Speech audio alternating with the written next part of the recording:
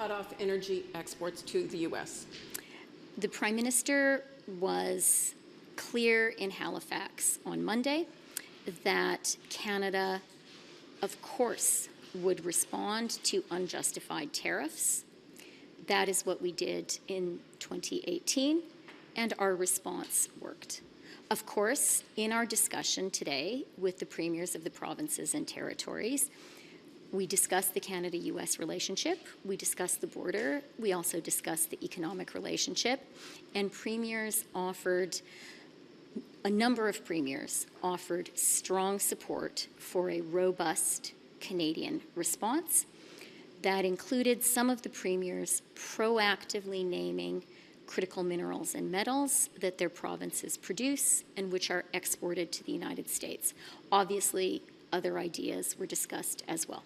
Premier Ford says 100% tariffs are coming from the U.S. Do you agree with that? You know, during the NAFTA negotiations, I learned that it's important not to get ahead of ourselves, and it is important never to answer hypothetical questions. I think we also learned that Canada needs to hope for the best and prepare for the worst.